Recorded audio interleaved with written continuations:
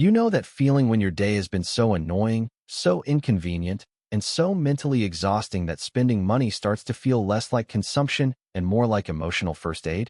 You were productive, people were irritating, your inbox turned into a psychological attack, the traffic was stupid, dinner feels like a second job, and suddenly paying extra for delivery, convenience, speed, or a small treat feels completely reasonable. It does not feel reckless in that moment, because you are not trying to look rich, impress strangers, or pretend you are a rapper with a leased German car and a checking account held together by optimism. You are just trying to feel better. And that is exactly why this category is so dangerous, because a lot of people are not getting financially dragged by obvious luxury.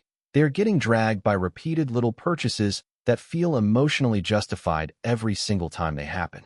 The coffee was because you were tired, the delivery was because you were overwhelmed, the upgrade was because you deserved something nicer, the subscription was because life felt heavy, the weekend spending was because you needed a reset, and the random convenience purchases were because you simply did not have the energy to do things the cheaper way.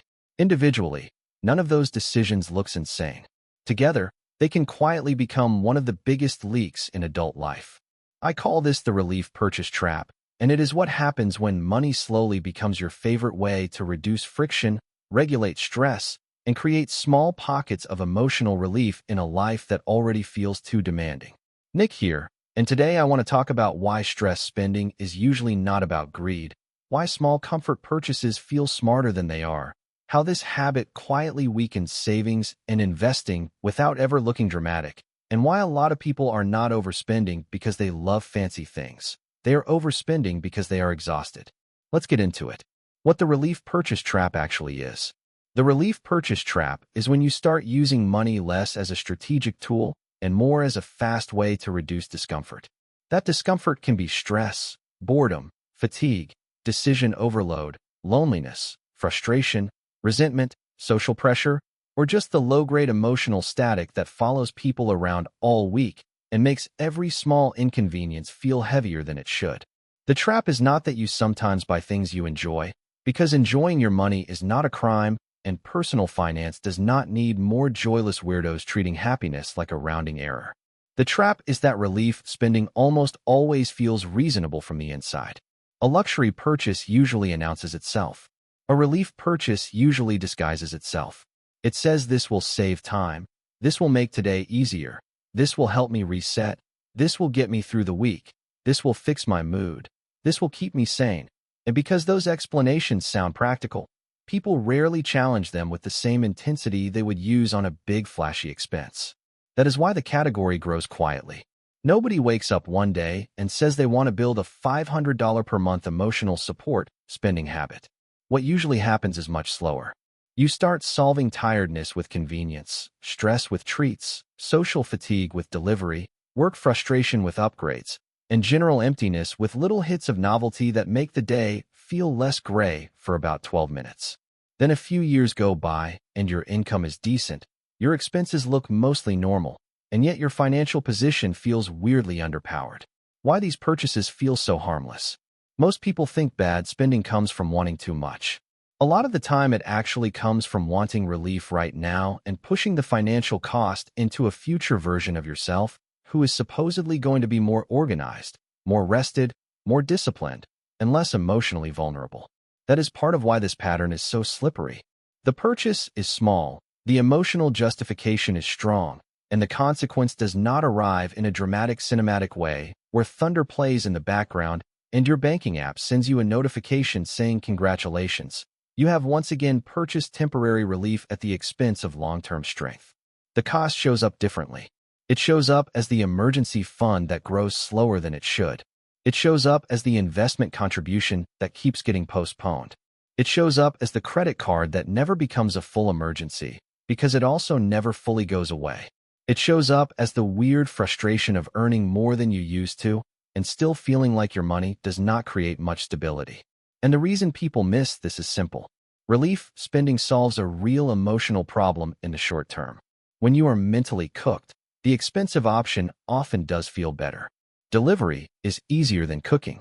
A rideshare is easier than figuring out the bus. A convenience store is easier than planning ahead. A nicer purchase is more emotionally rewarding than another practical one. The problem is not that those things do nothing.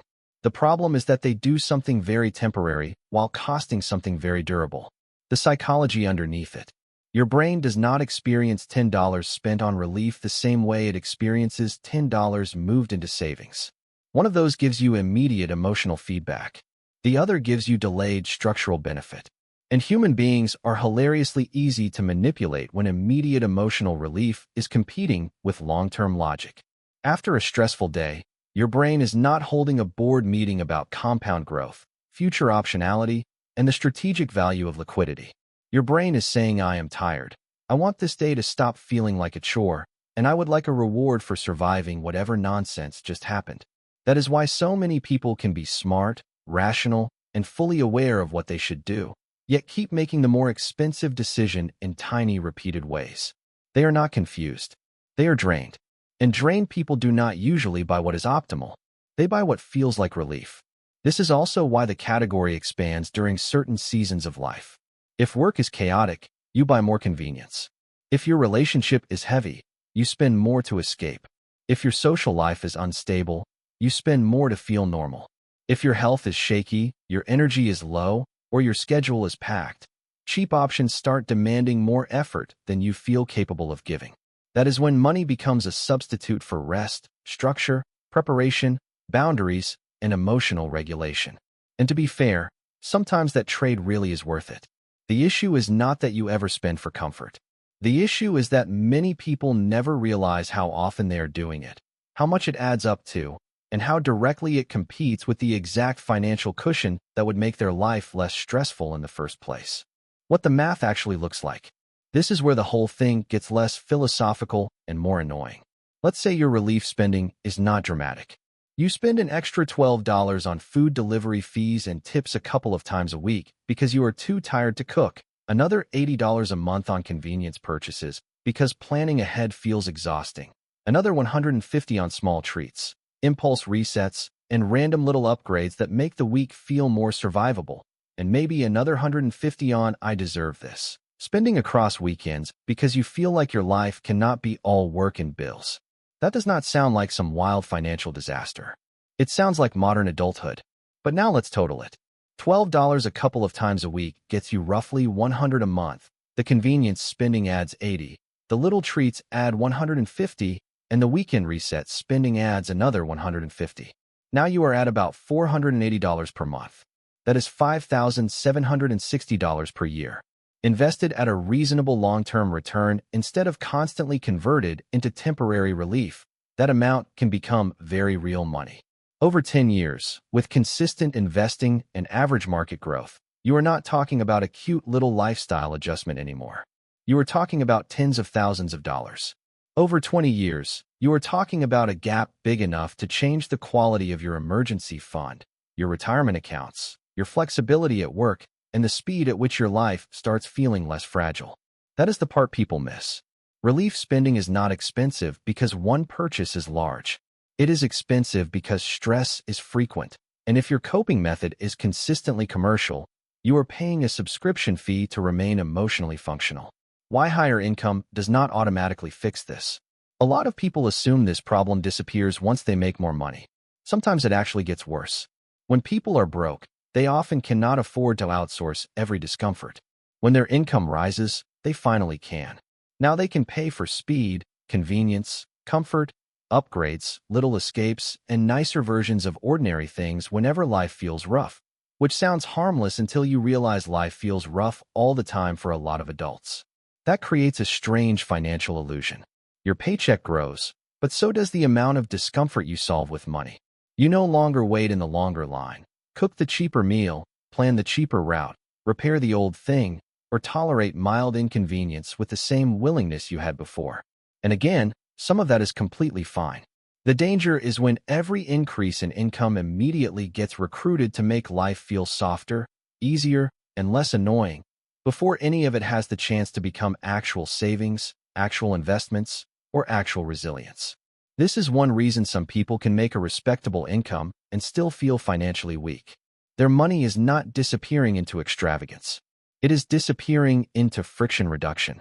They are paying to make everyday life more tolerable, which means their lifestyle feels manageable, but their financial foundation stays weirdly thin.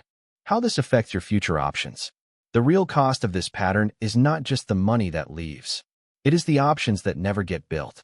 The emergency fund stays smaller, so ordinary problems still feel bigger than they should. The investment account stays lighter, so compounding never gets real momentum. The career cushion stays weak, so leaving a bad job still feels dangerous. The monthly budget stays tighter, so you keep needing relief because your life never develops much slack. That is the evil little loop inside the whole system. Stress leads to relief spending. Relief spending slows down financial progress. Slower financial progress keeps your life fragile. Fragile lives produce more stress. Then more stress creates more desire for convenience, treats, and emotional softness. That is why people can feel like they are constantly trying to get ahead while quietly funding the exact cycle that keeps them from feeling ahead. And this is where the conversation gets uncomfortable, because sometimes the thing making your money weak is not one giant mistake. It is the fact that your life is arranged in a way that constantly creates the kind of exhaustion that makes expensive relief feel necessary. The deeper issue is often structure, not discipline. If you constantly need to spend money to recover from your own routine, the problem may not be that you lack discipline. The problem may be that your life is built in a way that consumes too much energy. Your schedule may be overloaded. Your work may be draining. Your commute may be ridiculous. Your sleep may be bad. Your environment may be disorganized. Your social obligations may be expensive. Your habits may require too many decisions. And when life is structured badly, people often blame themselves for failing to be disciplined enough, when what they are really doing is trying to survive a system that keeps chewing through their energy faster than they can restore it. This matters, because the solution is not always just stop spending. If you try to eliminate relief purchases without changing the pressure creating them, you usually last about 6 days before your brain decides that personal finance is stupid and you need pad thai immediately. The better question is this: what keeps creating the emotional state that makes expensive relief feel so appealing? Because sometimes the highest return move is not finding a cheaper treat. Sometimes it is meal prepping twice a week, so you are not vulnerable every night. Sometimes it is sleeping more, so your willpower stops behaving like a part-time employee. Sometimes it is moving closer to work, setting better boundaries, deleting the shopping apps, simplifying your routine, or admitting that your life currently runs on too much friction for your budget to withstand. What to do instead? The goal is not to become some anti-joy robot who treats every small pleasure like a betrayal of future net worth. The goal is to stop using unexamined spending as your main stress management system. First, identify your relief category honestly. Not your obvious bills, not your formal entertainment budget, but the spending that reliably shows up after stress, fatigue, resentment, boredom, or emotional overload. Second, separate planned comfort from reactive comfort. Planned comfort is powerful because it lets you enjoy money without pretending the spending is accidental. Reactive comfort is where the leak usually lives. Third, build low-cost forms of relief into your life before your brain starts shopping for them. That can be easy meals, a realistic weekly reset, a walk, a better sleep routine, some margin in your schedule, or even just having things ready so the cheapest option no longer feels like the hardest one. Fourth, protect the category that eventually reduces the need for emergency relief spending in the first place. That means savings, investing, debt reduction, and systems that create actual breathing room. Because real financial strength does something small treats can never do. It does not just make a hard day feel better. It makes a hard life less likely. Conclusion. Here is the part that should stay with you. A lot of people are not quietly falling behind because they are obsessed with luxury. They are falling behind because they keep buying relief in little affordable-looking pieces, and those pieces are competing directly with the money that was supposed to make life more stable. That is what makes the relief purchase trap so sneaky. It does not look irresponsible. It looks understandable. It looks human. It looks like getting through the week. But if your main way of handling stress is to spend a little more whenever life feels heavy, your money will keep working as a painkiller instead of a builder. And painkillers can be useful. They just cannot be your long-term financial plan. Because the goal is not to never enjoy your money. The goal is to stop spending so much of it trying to recover from a life that keeps exhausting you. That's it for this one. If this made you rethink the hidden cost of buying small doses of comfort every time life gets annoying, hit subscribe and share this with someone who is not being wrecked by one huge purchase. They are just quietly trying to feel okay with their card.